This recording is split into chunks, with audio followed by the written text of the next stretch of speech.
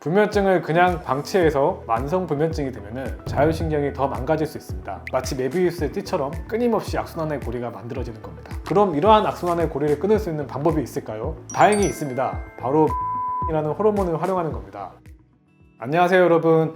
2022년 기준으로 국내 수면장애 환자가 110만 명을 돌파했다고 합니다. 이게 정말 엄청난 숫자죠. 근데 이 더 심각한 문제는 이런 불면증이 단순히 잠을 못 자는 것에서 끝나지 않는다는 겁니다. 제가 자율신경 실조 환자들을 진료하면서 보니까 거의 90% 이상의 분들이 불면증에 시달리고 있습니다. 근데 이게 단순한 우연의 이치일까요? 아닙니다.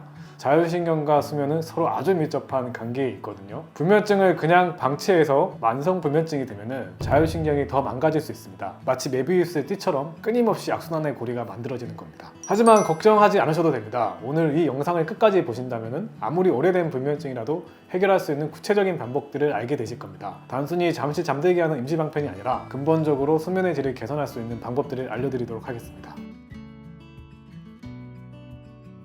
여러분 중에 이런 분들이 계시지 않나요? 밤 10시나 11시에 잠자리에 들었는데 새벽 2, 3시쯤 갑자기 눈이 번쩍 떠지는 분들이죠. 그것도 특별한 이유 없이 갑자기 깨는 거죠. 화장실에 가고 싶어서도 아니고 목이 말라서도 아니고 어디가 아파서 깨는 것도 아니고 그냥 갑자기 눈이 떠지는 겁니다. 이게 바로 자율신경 이상으로 인한 불면증의 가장 특징적인 증상입니다. 새벽 시간대에 아드레날린이 급상승하면서 깨게 되는 거거든요. 정상적이라면 이 시간대에는 우리 몸이 깊은 휴식 상태에 있어야 되는데 자율신경이 교란되면 마치 비상 사이렌이 울리는 것처럼 몸이 각성 상태로 바뀌어 버리는 겁니다. 그럼 이런 악순환이 어떻게 만들어지는지 한번 살펴보도록 하겠습니다. 우리 몸의 자율신경계는 크게 두 개로 나뉩니다. 교감신경과 부교감신경이죠. 교감신경은 우리가 활동할 때, 긴장할 때, 스트레스를 받을 때 활성화되는 신경입니다. 마치 자동차의 엑셀 같은 역할을 한다고 보시면 됩니다. 반대로 부교감신경은 우리가 휴식할 때, 소화할 때, 잠잘 때 활성화되는 신경이죠. 이건 브레이크 역할을 한다고 보시면 됩니다. 근데 현대인들은 어떻습니까? 업무 스트레스, 불규칙한 생활 패턴, 과도한 디지털 기기 사용, 인간관계 스트레스 등을 위해서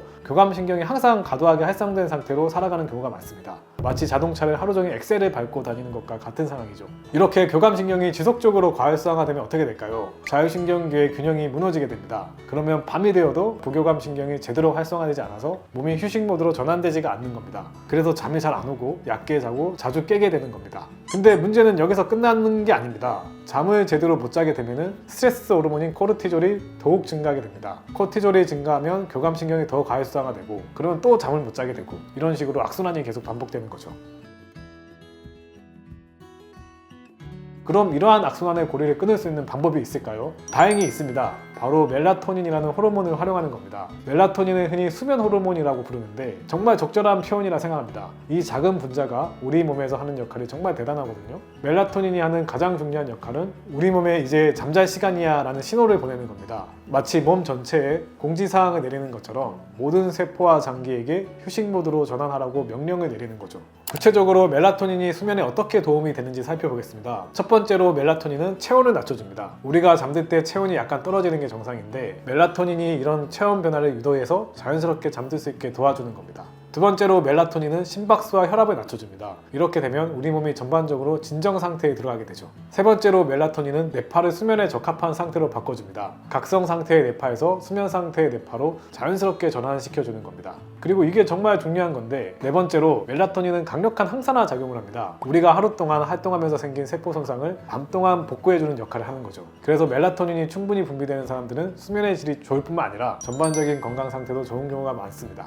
근데 흥미로운 사실은 연령에 따라 멜라토닌 생성량이 크게 달라진다는 점입니다. 10대 중후반에 가장 많은 멜라토닌을 분비하고 나이가 들수록 점점 감소해서 55세가 되면 청소년기의 절반 수준, 70세가 넘으면 약 30% 수준으로 줄어듭니다. 나이 들수록 잠을 못 주무시는 분들이 많은데 바로 이것 때문이죠. 보통 해가 지기 시작하는 저녁 무렵부터 멜라토닌 분비량이 조금씩 증가하기 시작합니다. 그리고 밤 10시에서 새벽 2시 사이에 분비량이 최고조에 달합니다. 이 시간대를 골든타임이라고 부르기도 합니다. 그리고 아침이 되어 해가 뜨기 시작하면 멜라토닌 분비량이 또 급격히 감소합니다. 마치 자연의 알람 시계처럼 우리 몸을 깨우는 거죠. 그런데 여기서 중요한 건 이런 멜라토닌 생성과 분비가 제대로 이루어지려면 여러 조건들이 맞아야 한다는 겁니다. 그 조건들을 잘 만들어주면 자연스럽게 불면증을 해결할 수 있는 거죠. 그럼 이제 구체적으로 멜라토닌을 높이는 방법들을 알아보겠습니다. 첫 번째는 서카디안 리듬을 지키는 겁니다. 우리 몸의 생체 시계를 제대로 맞춰주는 거죠. 매일 같은 시간에 자고 일어나고 아침에 일어나면은 15에서 30분 정도 햇볕을 쬐어주세요. 이것만으로도 멜라토닌 분비가 정상화됩니다. 두 번째는 정말 중요한 건데 블루라이트 관리입니다. 낮에는 괜찮지만은 밤에는 문제가 되거든요. 취침 2시간 전부터는 스마트폰, 컴퓨터 사용을 줄이시고 불가피하다면 블루라이트 차단 안경을 착용하세요. 그리고 침실에는 전자제품을 아예 가져가지 마세요. 이런 블루라이트 노출이 결국은 이제 뇌 송가체를 자극해서 멜라토닌 분비를 급격히 떨어뜨리거든요. 현대인들이 생각보다 많은 분들이 주무시기 전에 누워서 핸드폰을 본다든지 아니면은 야간 시간에 컴퓨터를 오랫동안 한다 이런 분들이 상당히 많거든요. 그래서 불면증에 시달리는 분들이라면은 야간에 블루라이트를 노출을 피할 수 있게 아예 하질 않던가 블루라이트 차단 안경을 꼭 써보시길 권장드립니다. 세 번째는 멜라토닌 보충제입니다. 0.5mg에서 1mg부터 시작해서 효과를 보며 적절히 조절하시면 됩니다. 속방형은 취침 30분 전, 서방형은 한두 시간 전에 복용하시면 됩니다. 네 번째는 멜라토닌 풍부 식품입니다. 타트 체리, 호두, 바나나 같은 식품들을 저녁에 드시면 도움이 됩니다. 단 주무시기 3시간 전에는 식사를 마치셔야 됩니다. 마지막으로 취침 환경을 바꾸는 겁니다. 안전이 어둡게 만들고 온도는 16에서 19도로 약간 서늘하게 유지하고 조용한 환경을 만드세요. 그리고 침실은 오직 잠자는 용도로만 사용하시기 바랍니다. 침대 위에서 뭐 핸드폰을 본다든지 컴퓨터 작업한다든지 이런 거는 블루라이트에도 노출이 되고 올바른 수면 환경이 조성이 안 되기 때문에 반드시 침실은 잠자는 용도로만 사용하셔야 됩니다. 오늘 말씀드린 방법들을 하나씩 차근차근 실천해 보십시오. 하루아침에 모든 게 바뀌지는 않겠지만 꾸준히 실천하시다 보면 분명히 수면의 질이 개선되실 겁니다. 잠을 잘 자는 것만큼 건강에 좋은 게 없습니다. 예를 들면 운동선수라든지 아무리 건강하신 사람도 한 며칠, 2, 3일 정도만 수면을 박탈시켜버리면 아무것도 못하거든요. 힘들어서.